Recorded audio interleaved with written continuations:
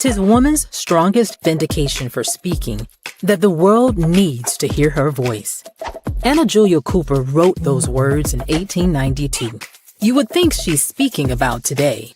White supremacy and patriarchy, by definition, belittles and ignores the voices of Black women. Some of Us Are Brave, a Black woman's radio program, was a corrective to that, centering and airing the voices, views, and experiences of Black women, documenting them and capturing moments in time. The program aired on Pacifica Radio for almost a decade. Many of those voices have been preserved here, and Some of Us Are Brave, interviews and conversations with sisters on life, art, and struggle. Edited by Tandisizwe Shimaringa.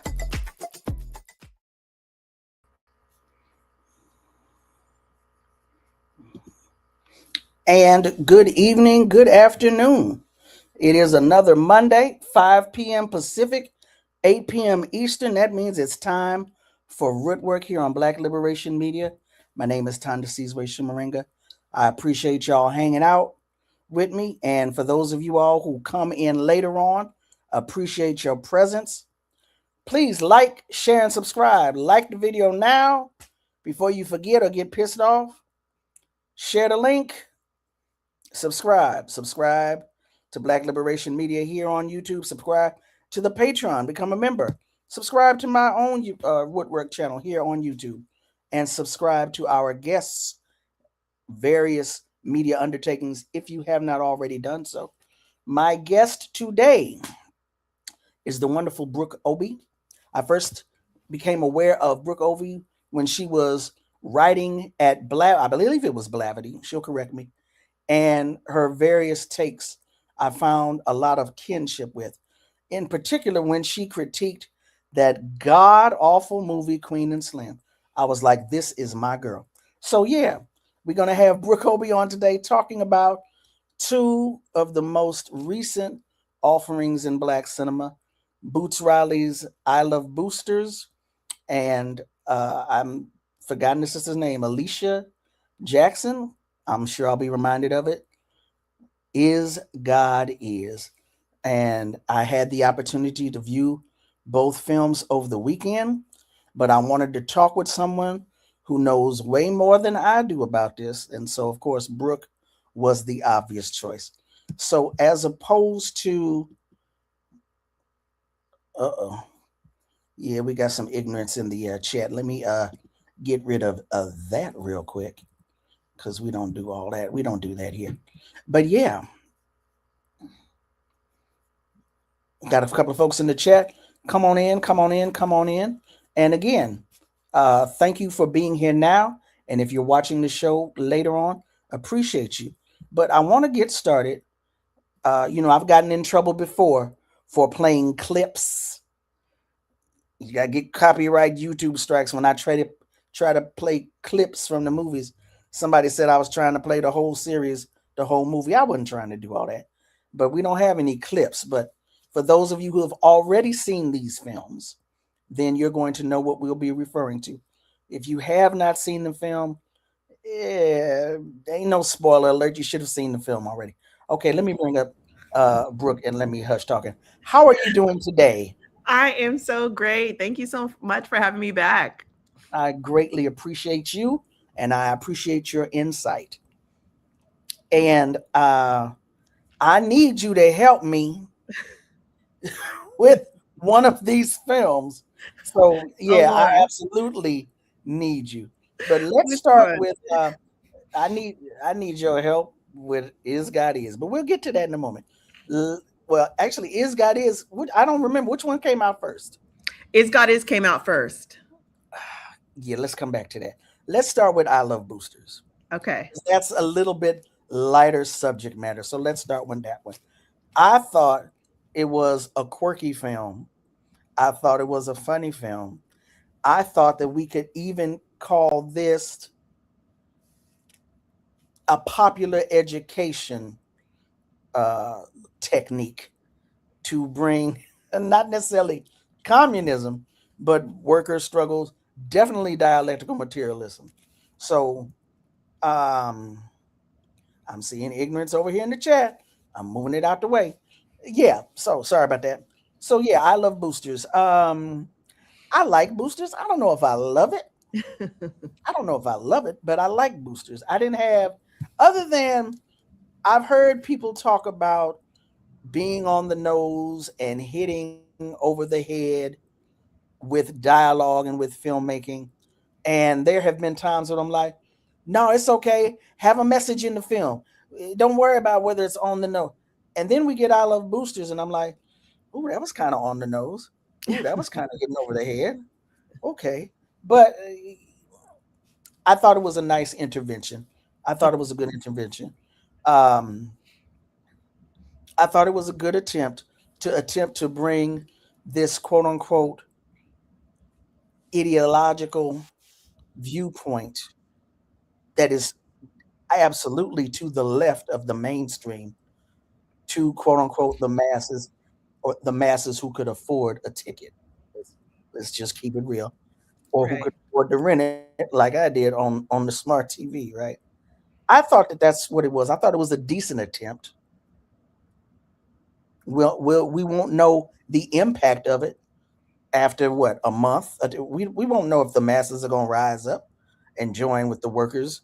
If the workers over here are going to join with the workers in China, there's no way of telling that a month after the film. But at any rate, let me hear what you have to say and just respond.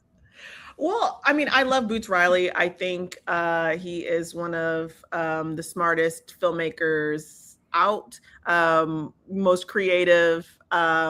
Really enjoyed I Love Boosters. And I think that it's less about people watching the movie and immediately rising up. I think if Okay. people watch the movie and Google dialectical materialism, that's a Mm, win. If people Google communism, that's a win. If people start talking to their friends about what their struggles are at work, and seeing how there may be similarities, and looking into unionizing, I think that's a huge win.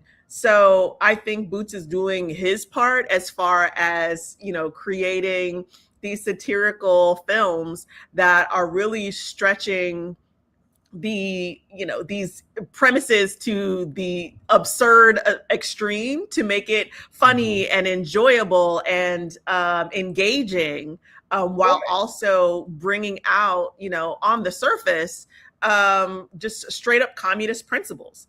I think that's really genius. I think that's kind of the point for me. Like, that's why I watch movies, that's why Mhm. I make movies. Like that, I feel like Boots is really in line with the intention, the purpose of it. Like, it's not just supposed to be about, oh, let me turn my brain off for a second and watch some nonsense, and then keep going back to my daily life and not changing anything. Like, art should provoke, art should change things, and I think Mhm. this does that for me. I think Boots and the work that he does with Sorry to Bother You, with his TV show I'm a Virgo, they're consistently, all three of these works are about labor organizing, Mhm. about seeing how your problems intersect with the problems that other people around you are having, and how Mhm. you all can band together to make something different. And I Mhm. think that's fantastic. I mean, I don't, who else is doing that? I think it's Okay. necessary. I think it's great. And it centers Black people. I Love Booster centers Black women specifically. I think Mhm. it's great. Now, I didn't do my due diligence in the beginning. I did my due diligence with the channel stuff, but not with this stuff.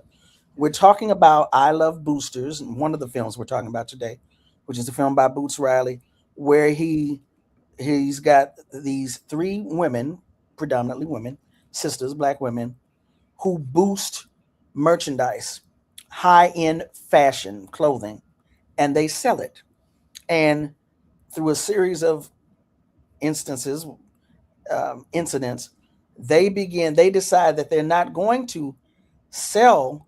They target a fashion designer and her stores, and they decide at a certain point they're not just going to boost her stuff and sell it, but they're going to either, well, they don't destroy it, but they work in league with a worker in a sweatshop in China who makes the clothing, who has now teleported herself into the US. And so they begin to work together to bring down this fashion mogul. And in doing so, part of what they're doing is agitating for better working conditions at that particular sweatshop in China, and how what they have done becomes publicized and leads to this ripple effect with workers elsewhere in other countries. Kind of a stretch, but okay. It's a movie. We'll take it. We'll deal with it. So that's what we're talking about in terms of I Love Boosters. I agree with you. Um, I even though think that's the I like other to part keep my though, brand, Seasway. huh? I think that's the other part of it though too, the idea of teleportation and using technology as something that is revolutionary, that's going to connect people and allow these separate rebellions to intersect and have a greater impact. That's a really big deal, especially now, and especially, with Boots up in Oakland, and this being set in Oakland. This is very close to, Silicon Valley, the hub of technology. And we're seeing now with all this generative AI that is specifically targeting the Black community, building their data centers in our communities, poisoning our air, poisoning our water, raising prices for us, taking over farmland, through eminent domain, all of these things that are happening through tech that are specifically harming Black people. And then for Boots to kind of flip it and to show how technology can be used as a portal, to take us to a place where we should be, this, communist utopia where we're all working together. I think that's really, that's the point. That's really brilliant. Like, everybody is feeding us. We have these Jeff Bezos, Sam Altman, awful CEO tech losers, Mark Zuckerberg, telling us that this is the future, this is the way that this technology is going to be used, and everybody just needs to get on board with it. And very rapey language, like, you can't stop it, so you might as well enjoy it, kind of stuff. And then you have Boots using technology to show, actually, there is another way that we can do things. There is another usefulness to technology that can be for our betterment, that can bring us together rather than killing us all and killing the environment. So that's just, another way. And the teleporter is the main usage of this technology, but the technology has three settings. You can teleport to another location. You can accelerate a situation. It's called the situational accelerator. And then you have the deconstructor. And it is through that teleporting or that technology that we get to this discussion of what is dialectical materialism, which I thought, on the one hand, that's kind of brilliant, but on the other hand, it's like, ooh, that's kind of heavy over the head. That's a sledgehammer over the head. But okay, I feel you. This is who you are. You're a communist. You staying true to your politics. I feel you. I got you. But what I was saying earlier is that I like turning my brain off sometimes. Not that I'm just going to do nothing later on, but I like to turn off my brain. I like the suspension of disbelief. And Boots is definitely going to have you suspending your belief, suspending disbelief. Absolutely.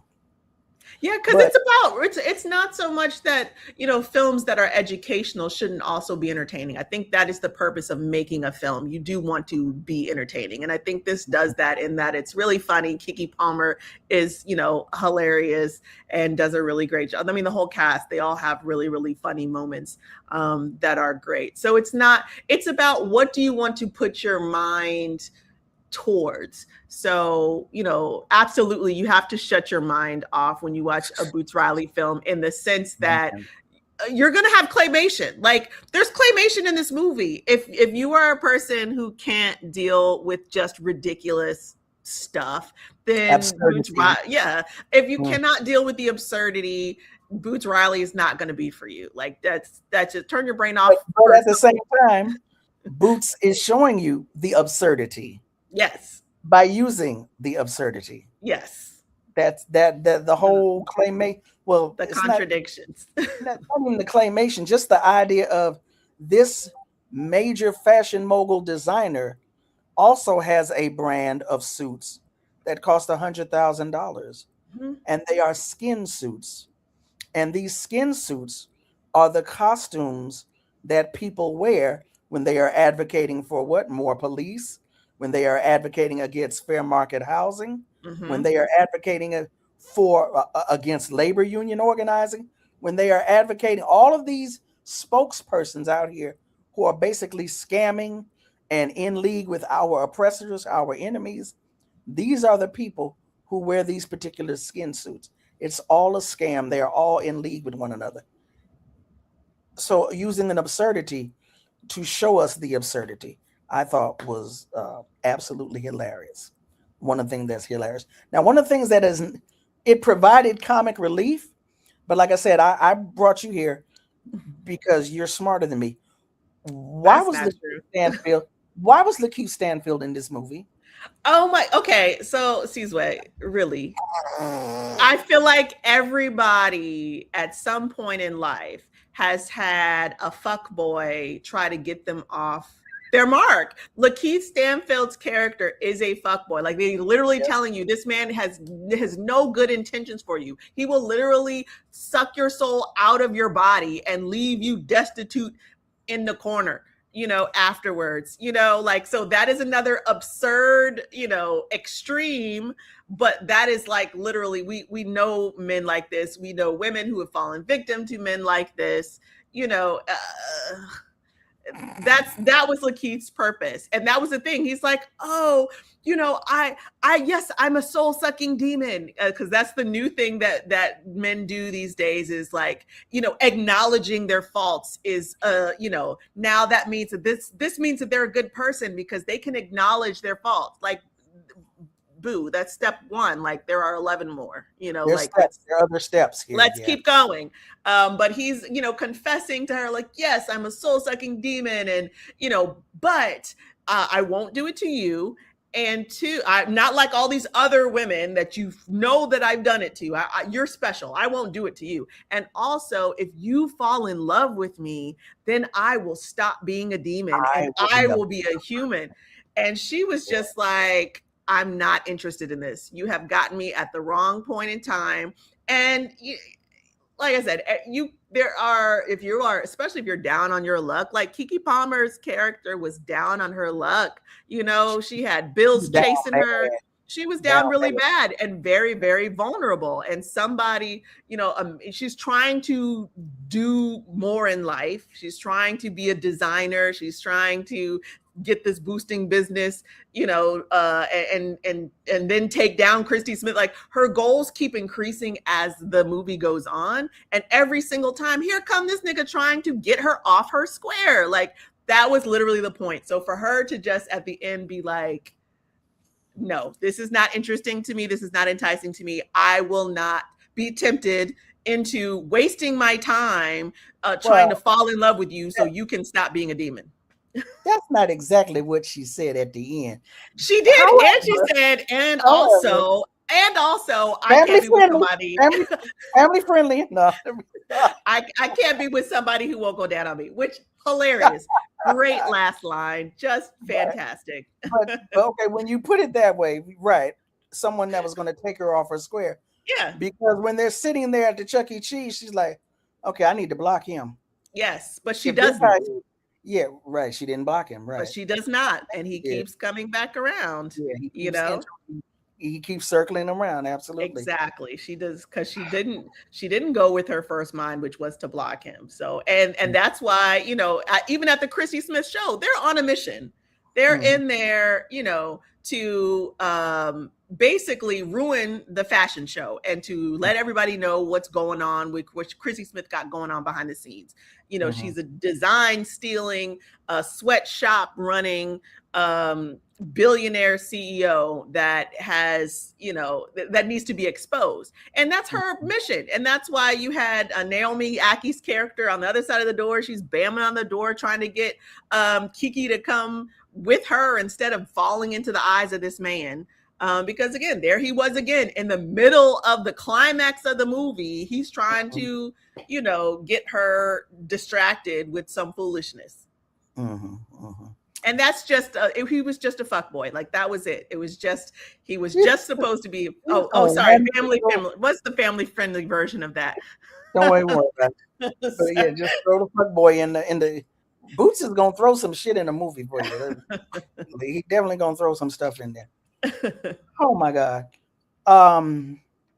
So of course, I didn't write it down, and now I've forgotten it. It was another thing I wanted to ask you about in terms of I Love Boosters. Unfortunately, it'll probably come back after we've switched now over to Is God Is. So let's. I'll say one more thing about I Love Boosters. I'll say one more thing about I Love Boosters, and you can tell me if it sparks anything. But I think the other genius thing about I Love Boosters is it makes you question, who are the boosters? Who are the thieves? Because again, Christy Smith, she is building an empire off of exploited labor. She is literally stealing designs. She stole Keke Palmer's design and is now out in stores and everything.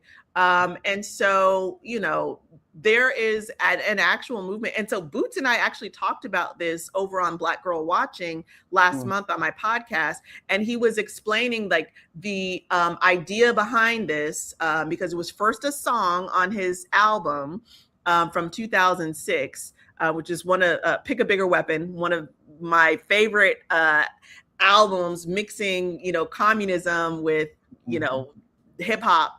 And he has a song called I Love Boosters on there. So throughout over the past 20 years, they've actually been looking, they've, been ramping up these ideas of people, just individual people just stealing from everything. That's why you got the deodorant locked up in jail in the CVS, and you have to, call to get just basic stuff out. And it turns out that stuff was just a lie. Like people weren't mass stealing. These corporations have been creating, enemies of, Black women, particularly, who are boosters, and then other people, low level, kind of thieves, as if this is a huge problem. And the huge problem is wage theft. The huge problem is what's going on with these corporations and how they're stealing from us, not the other way around. So, and it's not even an ideological talking point. They're actually stealing the wages. Exactly. And they actually, it was something that was happening. I can't remember now. It wasn't that they were losing money. It's not that people were shoplifting and therefore they were losing money. They weren't making money in the first place. Right. So that's where we get this all out media push to blame the rash of smash and grabs and boosting that justifies their quote unquote shutting down these stores. Right. And that just further criminalizes Black people, further criminalizes poor people. And then you've got the Cara Young character and all the people in the skin suits who are on the news, pretending like they are just so outraged by, all of these, rallying against what the people need, and pretending as if that people need. Exactly. So, it's complicity of the media, in line with law enforcement, in line with these CEOs, like they're all working together against the people. And that's what this movie brings about. And I think it's a really important thing. Now, I just 15 minutes before we came on the air, I watched a short film called Rainbow Girls. Are you familiar with Rainbow Girls? I am. I didn't actually watch it, though, and I've been meaning to watch it. There's actually two that are very similar to I Love Boosters. There's a web series as well about boosters. I can't think of the name, but I didn't watch that one either, and I've been meaning to. Okay. It's called Booster Club by Carlton Jordan. We'll have to come back to that because I was wondering. Rainbow Girls takes place in San Francisco around Black women, trans women in particular, Black trans women who are boosting from these expensive stores in this very exclusive sort of district in San Francisco. And it Mhm. came out around either 2013 or 2015, I think. But that was one of the questions I had. But you reminded me, Boots has been talking about this since at least 2006. Yeah, his song is called 2006, but I think her short I know actually Boots came, I is. think that came out last year. I don't even think Oh, it was really? that old. Well, Yeah, I something, think either there was a case in 2013 or 2015. There was, I remember the dates, but for some reason, but I can't remember it all. But okay, fine. All right, but you have not seen those. Okay, no I problem. haven't seen it. No, I should have watched it. No problem. But now let's use the Carrie Young character, the Mhm. crying mother. Yes. Carrie Young is also in Is God Is. And it's Alicia Harris. Alicia Harris. I knew it was Yes. Alicia somebody. Now, this was actually a play first written by Alicia Harris, Mhm. and it is now a film. Is God Is, Cara Young and another sister whose name I Mallory Johnson. Mallory Johnson are twin sisters. The tagline for this film, the title is God Is, but the tagline is Make Your Daddy Dead, Real Dead. I watched it over the weekend. I watched it twice to make sure I got it, or as much as I could. Just like I watched Boosters, I think, if not twice, three times. Still didn't get all, but okay. I have no idea what to say about Is God Is. I remember just before it came out, you had said trigger warning. Yes. You need to be prepared before you watch this. I was like, oh, really? Okay. And you gave me an indicator of why. And then the film comes out, and I'm monitoring social media. That's what I call it, monitoring. Anyway, and I'm seeing people's reactions to the film. The majority, almost all the black women that I saw who had seen the film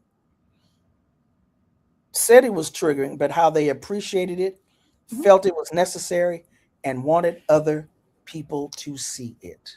Mhm. So I saw it. I knew what it was about. I saw it. And I'm not sure what, I guess because we're on a timer. I saw it over the weekend. Today we're at the show. I guess I need some more time. There Mhm. were some things that stood out for me, but I don't know what to say about this movie. I mean, I don't know what to say coherently. I've got a lot of incoherent, jumbled thoughts. What do I mean by that? I was telling someone today when Color Purple first came out the first time, I was Mhm. very young, and me and three friends had heard horrible things about it. So we went to go see it, but we hate watched it throughout the entire film. I hated Danny Glover for decades until I found out who he was because my thing was, why would you take this role? Why would you play it so good? But at any rate, if people are not familiar with Sterling, is it, I don't forget his name, Sterling K. Brown. Sterling K. Brown. If they're not familiar with his body of work, if they're not familiar with his many public pronouncements in praise of black women, this is going to be the Danny Glover for them. He's going to be their Danny Glover. They are going to hate Sterling K. Brown. There was absolutely nothing redeemable about this man in this film. Oh. It might be why Sterling, because if Jonathan Majors had played it, anyway, there's absolutely nothing redeemable about Sterling Brown, excuse me, the character that Sterling K. Brown portrayed. Mhm. Uh, One of the things that struck me, these are twin daughters who have been summoned to the bedside of their mother. They've grown up in foster care. They thought their mother was dead, that she died in a fire. Turns out she was just horrifically burned by her husband, the twins' father, and she stayed out of their life. But now she's dying. She asks them to come and makes a request of them. Go kill your father for me. Look at what he has done to me. This is why you have been impacted the way you are with your physical scars. Do this for me. You got one daughter, one of the twins is like, hell motherfucking yeah, let's do it. The other daughter, the twin, is not so sure. So they embark upon this journey to go find their daddy and take him out. And a lot happens in addition to taking out the father. One of the things that struck me was what you said, Mallory. Yes. Mallory's character, so naive, Yeah. and so I'm not It's sure. not even naive. There's a It's naivete there's a bit of naivete there. no, because she doesn't have any naivete when it comes to her mother. She can see very clearly that her mother is using them. She is No, a no, I very mean in terms male of that, centered, patriarchal woman. Like who that's is what I got. Mallory is? Mallory's character, Anaya, is a very male, like she Okay. gets and enjoys and respects male validation over Elevation. Okay. everything. So, knowing what her father did to her mother and the Mm-hmm. consequences of that, she was still allowed to be moved by that. She wasn't moved by her mother in the same Mm-hmm. way. Her, Mm-hmm. her mother did not, cause their harm.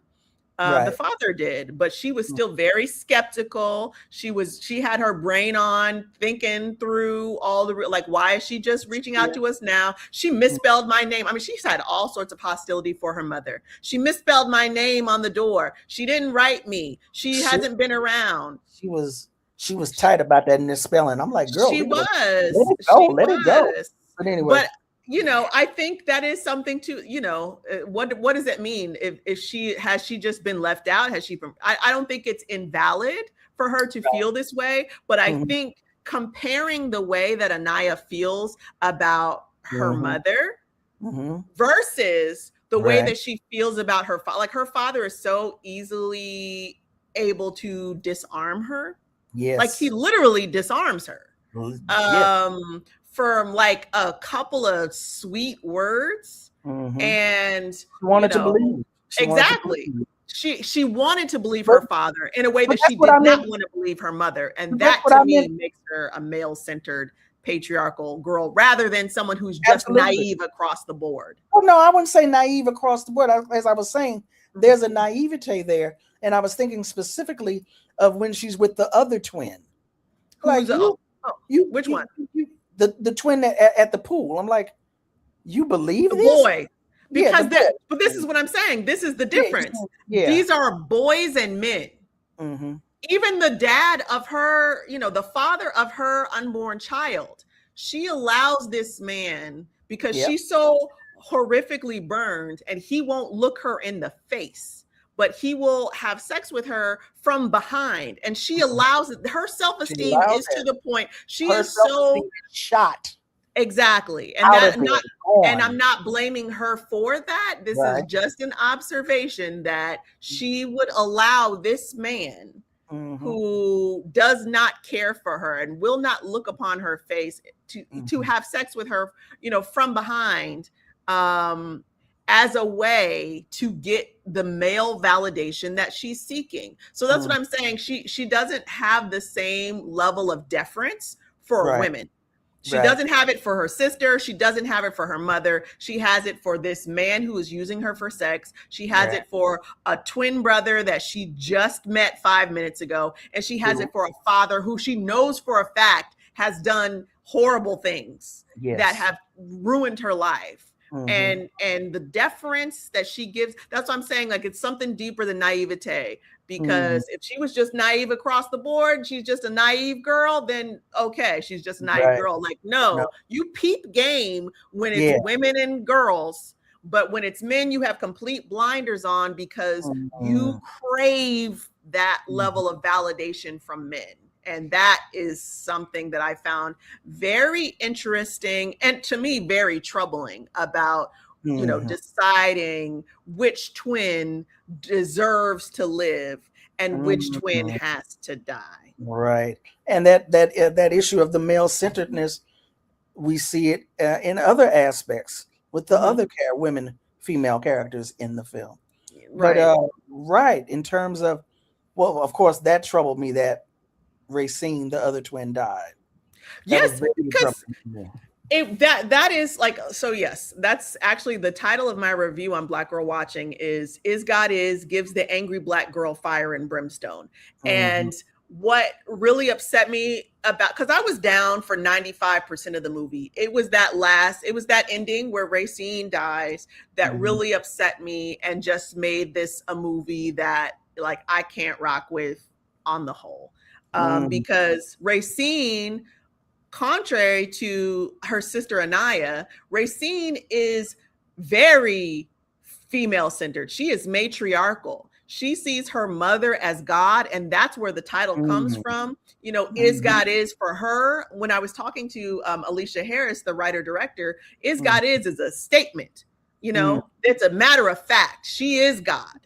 But you know, yes, and for Anaya, it's a question. Well, is she? I mean, I don't. You know, she's less. She's not certain about it in the way that Racine is. And when Racine calls her mother God for the first time, when Anaya and Racine are outside of the house about to enter and meet their mother for the first time as adults, and Racine calls her mother God, Anaya says, "You gonna get struck down."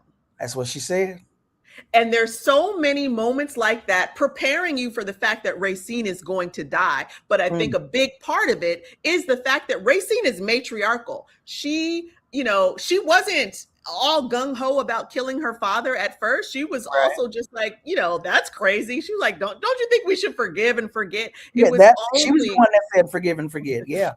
It was only when they pull the blankets off of Vivica Fox and you see the horrible extent to which her body has been maimed by this man.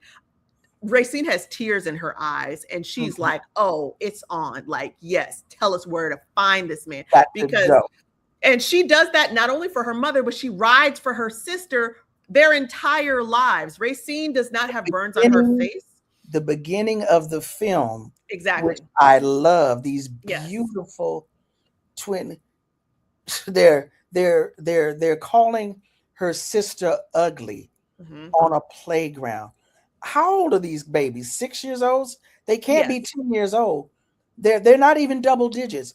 Yes. Racine goes and picks up a bat and goes and hits these other children for calling her sister ugly. And then she comes, they don't show us that, but we hear the thuds and the cries of the children. And then she comes back and hugs her sister. Yes, that is so beautiful. Crucial.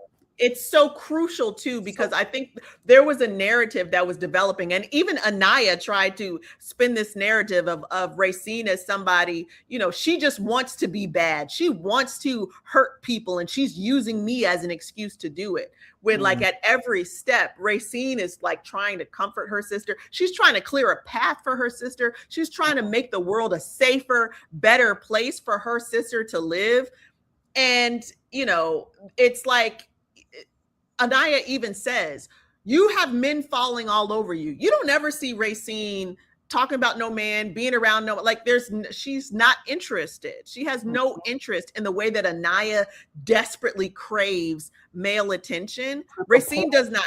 That she will allow that treatment from the dude who impregnates her. Exactly. And Racine doesn't have that. And so for her to be the matriarchal one, for her to be the one that rides out for vengeance and justice for Black women and for herself, because she's also burned. You know, she may not be burned on her face, but the beginning of the movie, you know, after this kind of prologue when they're children, when the movie actually starts, they're they're at work, they're at an office. There is a pretty Black lady that works there. You know, Racine and Anaya are janitors. They're working the night shift, cleaning up after all these people. This Black woman comes by, she drops her scarf on the floor, and Racine picks it up with her burnt hand. I mean, she's got, you know, her fingers have been melted together like a claw, you know, and she's got all these horrific scars on her, and she hands the scarf over to the woman who dropped her scarf, and the woman is horrified.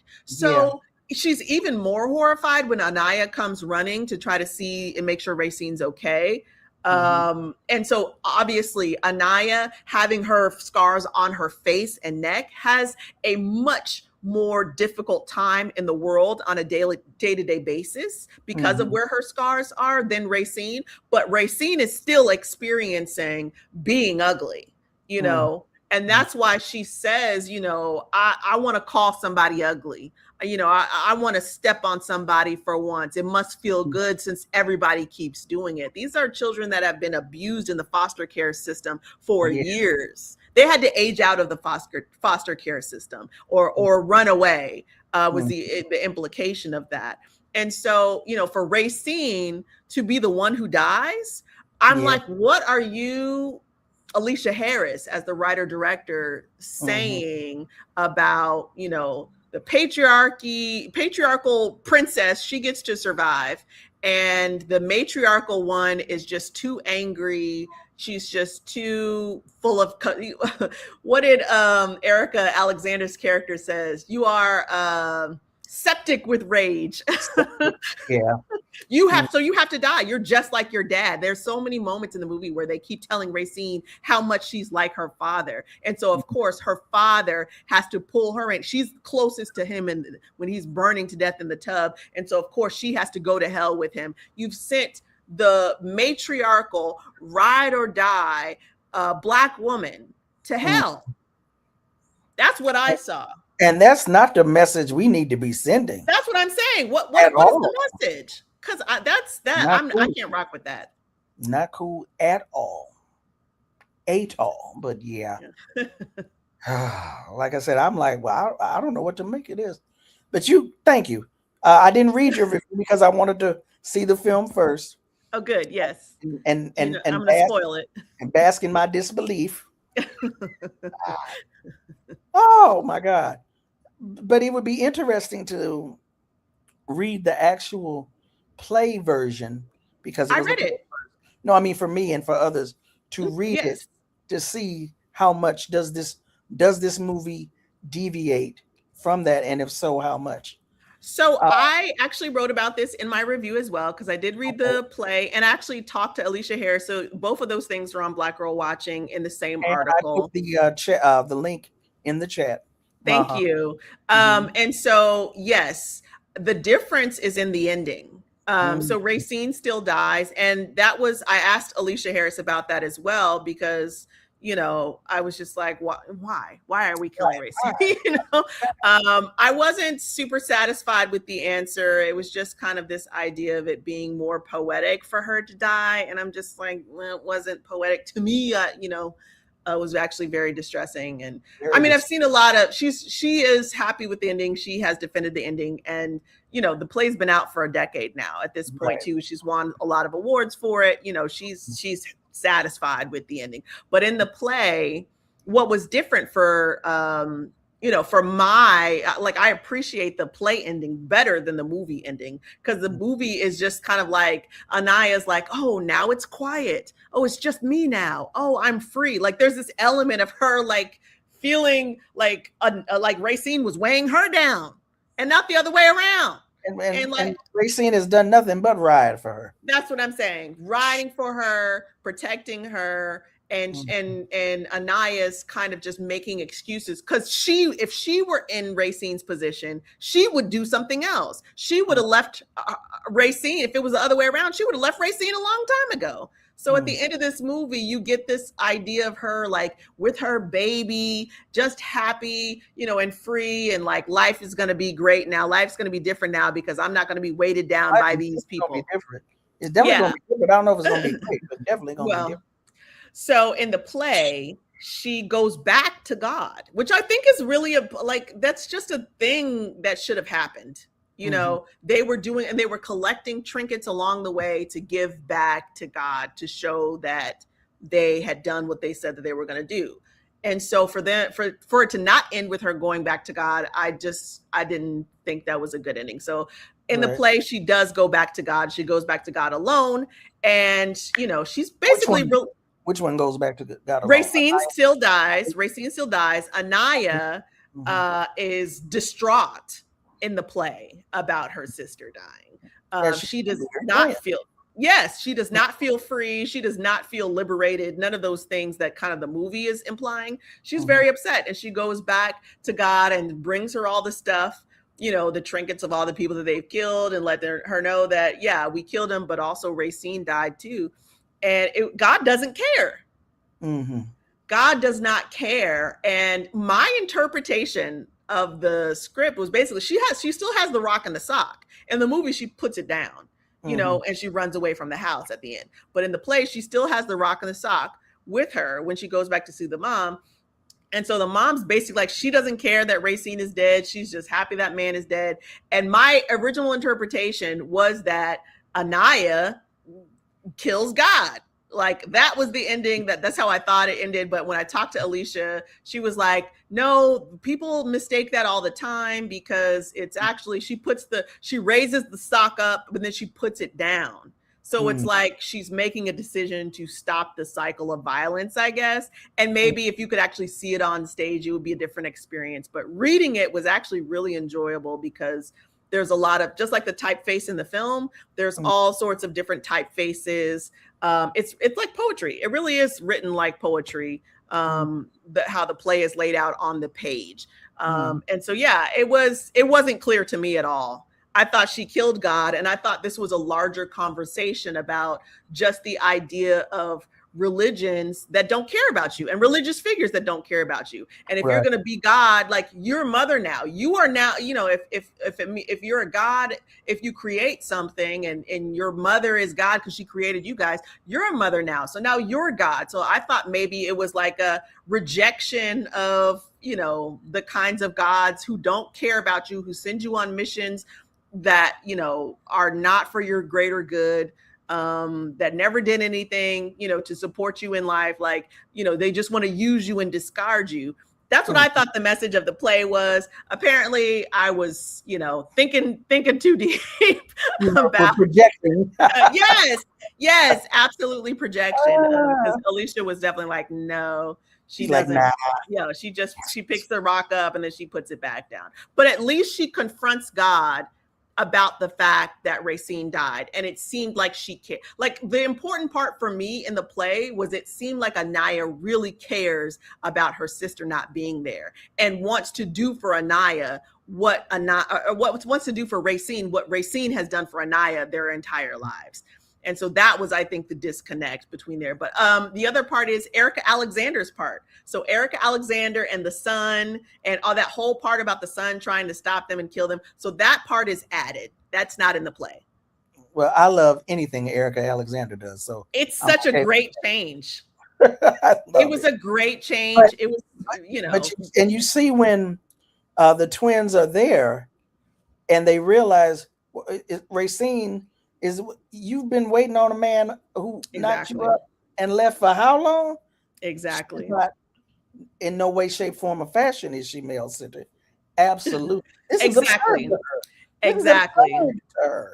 And even that upsets Anaya. Because she's like, why can't you just be quiet, and let us get what we got to get done? And she was like, I'm going to tell off this lady and I'm going to get done what we need to get done. Like, relax, like we can do them both. We can tell people the truth to their face and shame the devil. And then we can move forward, and get done what we have to get done. Like, Racine was just such a great character. And I think it says something very, very disappointing, sad, and patriarchal to kill her off. That there are women, Black women in particular, who are too angry to be allowed to live. Like, Racine should have been allowed, and I think this is the problem too that I had in the conversation that Alicia and I had about the play. About the movie. She was saying, like, it was clear that Racine was going to go on. She was going to keep killing people and stuff like that. I was like, that's not what you wrote. Like, you may have thought that, but that's not what, either that's not what you wrote or that's not how Cara Young played it. Like, I feel like Cara Young didn't get the memo that she was supposed to be the villain, because she played even these moments where she was so angry, she would cry. She was crying because it wasn't just anger. The way that Black women are dismissed as angry, like, that is a surface emotion. Like, there is deep pain underneath that. And Cara Young understood the assignment. Exactly. Cara Young understood the assignment there. And so even as they're burning their father alive, Racine is not gloating. She's not enjoying it. She's not reveling in it. She is deeply impacted, and she turns to her sister and apologizes. She's convicted. She apologizes to her sister for talking mean to her earlier. earlier in the film. Exactly early, At that moment, exactly, that was the moment. Apologizes. That's what I'm saying. So I'm just like, that's not a person who is consumed by hate and just enjoys killing people and just gonna keep doing it like that. If that's what you wanted to write, you should have wrote that. That's not what happened here, though. It was a person who was convicted and could be hold herself accountable. And it's at that moment that I'm yelling at my TV, why'd you turn your back? Yes. So you could see him reaching for you. But this is what this is, I hope the message of this movie, if anything, because as an angry Black woman, I walked away from this movie very angry and I felt very disappointed. I felt betrayed. I felt just a lot of unpleasant emotions after it because I felt discarded. And I feel like if there's any other angry Black women out there, any other angry Black girls out there who watch this movie and feel the same way, I hope the message that you take from this movie is to stop putting on the cape for people who will be happy if you die, who will feel unburdened when you stop riding for them. Like that, to me, Racine turned her back on her enemy to again tend to the feelings and care and show care and concern for somebody who was happier without her. No, that's the lesson to learn, if anything. I don't know if that was intentional or not, but that's the lesson I took from it. Stop putting on the cape for people who wouldn't care if you died, essentially, who would feel better without you. If you die. And number one, that's why I asked you to be on the show. But number two, again, juxtaposing your analysis and feelings with so many people, so many sisters who felt that this gave a voice to what they had endured and what they felt should happen. I think more people I think that they dismissed the part of Racine dying as the cost of business, to use a horrible term. Yes. They were just happy that Sterling Brown's character ended up dying, as he should have. And Anaya too, because again, Anaya only kills in self-defense. And she even says as much, And so everybody, I think we have a discomfort in our society. There's a reason why the angry Black woman is a trope in the first place, because we have a discomfort with Black women expressing the fullness of their range, let alone feeling it. You're not even supposed to feel angry, let alone express it, or you will be labeled with this. And this is something that is going to basically shut off any validity to your emotions. It's a way to invalidate Black women, as if you are angry for no reason. You are just born angry. You're just a negative person. And life would be better without you in it. And I feel like that is so drilled into us as a society and even as, fellow Black women, that, I think they were fine with Racine dying, to the degree that it was shocking to me. I thought way more. I have found a good community of people online as well. And in person, I remember, in my screening, there were Black women behind me who were pissed about when Racine died. So I do feel like there are a lot of us. And I think the success of my review also, there's a lot of us who feel the same way about this, but the amount of people who were amount of Black women who were just like, yes, I feel seen, I feel comforted, all of these things. They saw themselves in Mallory, in Anaya, and that she could be, she wasn't as angry as Racine. Racine is too much. She's doing too much, and so she has to die. But, the one who just kills in self-defense, which again, Racine was, every person that Racine killed was in self-defense. I'm her attorney, and that's what I'm saying. This was a whole beginning to end with self-defense. Everything that she did is self-defense. Now you want somebody to pop you in the mouth and you pop them right back. And that's the only time that there can be self-defense. If there's any stretch of time in between when the offense happened and when you retaliate, then it's no longer self-defense. Now, you're a murderer. And so that's what they're putting on Racine. But the reality is, no matter how much time comes past, she was defending herself. You're her attorney, and I'm going to let you make that argument. I'm going to let you make that argument. Now that we have had this discussion, the Hurston Walker test. Oh, yes. Does his Gotti pass it or no? So, and I wrote about this in my review as well. I coined the Hurston Walker test. For those that don't know, in the review that Sizwe was talking about earlier, Queen and Slim, and this is from the book Barracoon by Zora Neale Hurston, and the introduction to that book by Alice Walker, where Alice Walker says, "Those who love us never leave us alone with our wounds. At the moment they show us our wound, they reveal they have the medicine." So that is the Hurston Walker test for me. If you are showing us a wound, are you also then providing us medicine? I did not feel a balm at the end of this movie. I felt, extremely triggered. And yes, I felt like it was reopening the wound. I felt like it was validating the people who feel like that Black women are too angry, that there is a level of anger where you no longer get sympathy. And the reality is Black women don't get sympathy at all anyway, but definitely not at any level of anger. But I mean, I feel like it validated this argument that you could be too angry and then we just have to get rid of you. Like, you just can't be healed. And I think what would have passed the Hurston Walker test for me is if they had, both twins had been able to walk out of that fire for a second time, survived a second fire, that was way more poetic. That would have been way more poetic, in my opinion, for both of them to have been able to walk out and be alive, and for Racine to see what her life could be like. What is her life like when she's healed? That is passing the Hurston Walker test for me. There is a scene in the middle of the movie where the girls are in a field and they come across this like water oasis, and they got their faces all in the water. They're just so excited and happy, like, oh, this is like, manna from heaven. We got some water. And then they realize that is a dream. And so it just, to me, it felt even more cruel, because a big recurring theme of the movie is, them twins burning, because they're burnt, but their scars still burn, that they still have to ice themselves down regularly because the scars are still on fire. And so to have this scene where they are being not just Racine is the one her mouth is wide open. She's the one in the middle of the water. She's being more quenched than Anaya is. Anaya is the one that's peeping game that this is not real, that they must be dreaming because this is too good to be true.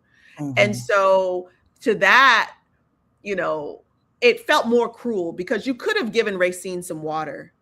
You could have put those burns out. You could have soothed those burns and allowed her an opportunity to heal, because the source of her pain is gone. And now she can move forward without that, knowing that though the legal system failed her by not holding this man accountable, the community failed her by not holding this man accountable, she's held the man accountable. He is now facing his maker and justice. And now what can her life look like? That would have passed the Hurston Walker test for me. Yeah, the ice cubes on the skin was, I don't know. I'm supposed to be a writer. I'm supposed to have words at the tip of my tongue. I don't know what to say about this. Just the imagery is so. The imagery in this film is just so powerful to me. The imagery that, what are they now? 18, 19, 20 years old. I think they're in their 20s. They have to ice their scars. They are still physically suffering, not from a stigma of ugliness from society. They've got physical repercussions from what their father did. Exactly. It's just, wow. And that's why I say it's self-defense, because her pain has never stopped. Her pain has never stopped. She doesn't have an opportunity to heal and move forward and forgive and forget and all this other. She doesn't have an opportunity because she's still on fire. She's still on fire. So it's still happening. And all of those people Janelle Monáe's character, the twin boy, like they all contributed. They all contributed to her continual pain. I was And hoping the Janelle Monáe character would have turned around and drove him back to the house. Didn't happen. I mean, at least drive around them, girl. I was just like, that was a very open field. Like, drive around. What? What are you? You're in an SUV. They should have put her in a smaller car, or put some walls up in the drive, like make it impossible for her. Because that was my one thing I would say. It did look prettier for sure for them to be out in this open field to have this scene, but it made no sense why Janelle couldn't have just driven around them. So, Right. like, okay, girl. But the other thing I wanted to say, though, looking at both of these films, how we are introduced to these characters and the settings. When I saw Is God Is, and I saw the was it an Oldsmobile? I'm not sure what it was, but the hood of the car was tied down with rope. Crown Vic. I was like, that is my life. My car I had to have a rope. I was at that point in my life. They got duct tape on the lights, on the hood, and the hood is tied down with rope. It's a hoopty. It's a bucket. They're working as custodians on the night shift. Kiki Palmer in I Love Boosters is squatting in an abandoned chicken joint. Yes. I immediately thought about this abandoned churches over on La Brea near Centinela, where I live. She's squatting in an abandoned chicken shack. She's been to jail before. How do we know? The character told us she needs this job. She needs this money, but she's got bigger hopes and dreams. She designs fashion, not someone who just wants to be a fashion designer, but she's actually designed clothing. So it's not just about, stealing for her. This is a part of who she is in terms of access to the fashion world. And buying, she's boosting, she's squatting, but she has read the autobiography of this mogul. What did she say? Twice she's read it? At least twice. Has memorized passages from it. But yeah, so the hopes and dreams and desires of Black women and how they come to fruition, how they are represented on screen, what we take away from it. Obviously, Is God Is did not pass the Hurston Walker test, but yeah, I don't know. I think there's so much to, like I said, 95% of that movie I was rocking with. I thought it was really beautiful. The cinematography was great. The dialogue is beautiful. The typeface on the screen. Moses Sumney's score is fantastic. The portrayal of the twins communicating absolutely telepathically. Yes. Come genius. on now. Yeah. Genius. So there is there's a lot. Not passing the Hurston Walker test doesn't mean that this is not a worthwhile piece of art. It's not it can't be a favorite of mine because of the ending, but I think it's a very promising work from a promising, new director who gets to take a play that she wrote and then turn it into a movie. I think that's, as a first-time director, as well as a Black woman, as well as I think she's like 45-year-old Black woman as well. Like there's so many opportunities where people could have shut her down, could have taken her work, she could have sold it to somebody, so to be able to retain ownership of it and to bring her vision to life the way that she wanted to do that, hats off. I don't knock any of that. I think all of that is, really fantastic for her. Yeah, I agree. I had never heard of her before this film. So, and to know that she was also a playwright. When I found that out that she was a playwright, I immediately thought about Katori Hall and Pose.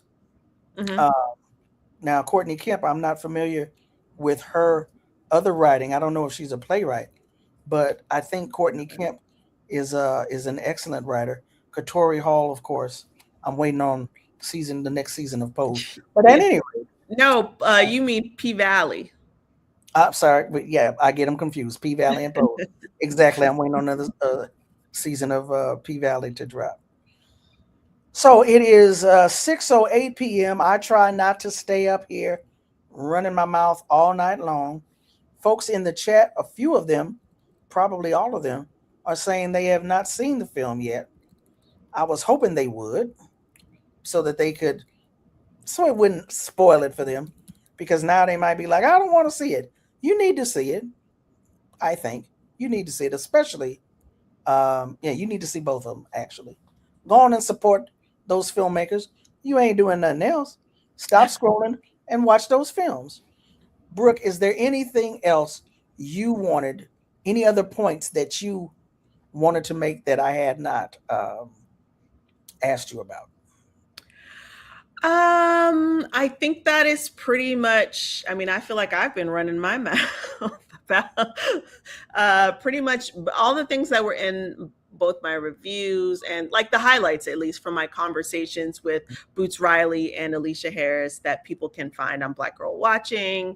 Okay. But yeah, it's all in more depth, of course, over on Black Girl Watching. But that's the gist.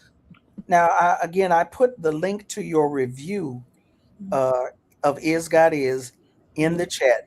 They can find your video, your interviews with Boots Riley and Alicia Harris at that same link, correct? So the for Alicia Harris is at the link that you just sent out. So Is God Is review has the Alicia Harris interview embedded. And then the Boots Riley I Love Boosters review is also has the my interview with Boots Riley embedded in that one as Oh, well. awesome. Okay, got you. Mhm. Got you. Okay, let's see here. Got a couple of comments that they love the conversation. Thank We got one you. person who tell us to go ahead on and spoil it. Yeah, you should have seen it by now. This person says, I haven't seen any of these films. Okay.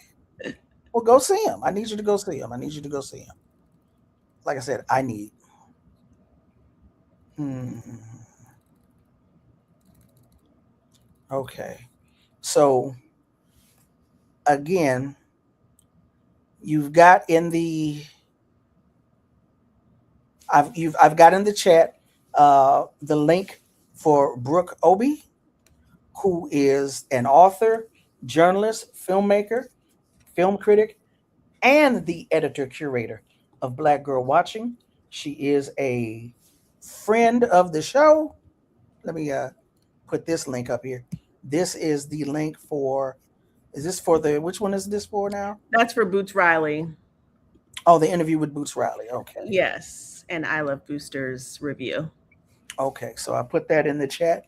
So got links in the chat to Black Girl Watching. Please go on over to Brooke Obie's Substack. Check out her work if you haven't already done so. Brooke Obie, thank you again so much for putting up with my shenanigans and coming on the show. I really, really appreciate it. I love your shenanigans, Suzue. Please, anytime, invite me. I love to be here. Wonderful, wonderful. Thank you so much. Thank you. To you all, thank you so much for rocking with us again. If you've been here live or if you catch the show later on, thank you so much for watching. Please like the video, share the link, and subscribe. Subscribe to the Patreon, subscribe on YouTube to Black Liberation Media, and subscribe to my channel, Woodwork. Also, Brooke Obie, check out her work. Subscribe. This is Robin Drake. Thank you so much for your words and for showing up. And Robin says, thank you for Black Girl Watching in particular. Okay. Thank you. So yeah, I'm gonna go on and get on out of here. It's 9 o'clock on the East Coast. It's only 6 o'clock here, but that's all right. I'm getting out of here. Appreciate y'all. And again, thank you so much, Brooke. I'll be harassing you later on Instagram, okay? Anytime. Thank you. All right now, no problem. Bye-bye. All right, y'all. So I'm going to get on out of here. Thank you again so much for your support. And I'll holler later. Peace. Nothing in Deborah Jones's formative years could have prepared her for life in the US organization. Like many of her generation, she was Black and proud before the phrase became popular. She believed, and still believes, in the principles for which the organization stood.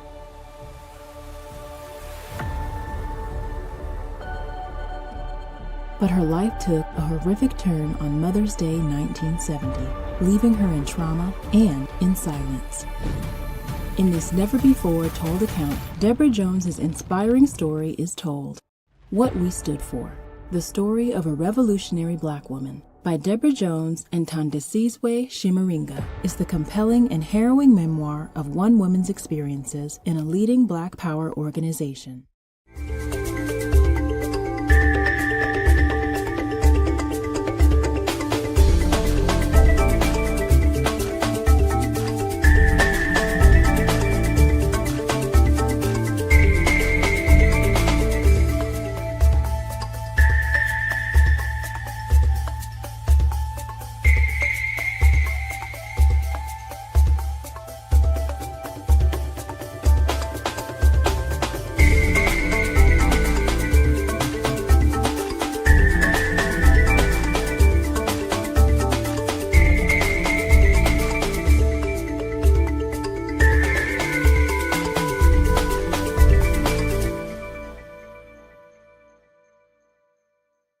Black Liberation Media is a collective of Black and African organizers, journalists, academics, and media personalities serving Black and African masses seeking to further grow in their understanding of themselves, their histories, and the African world through entertainment and news.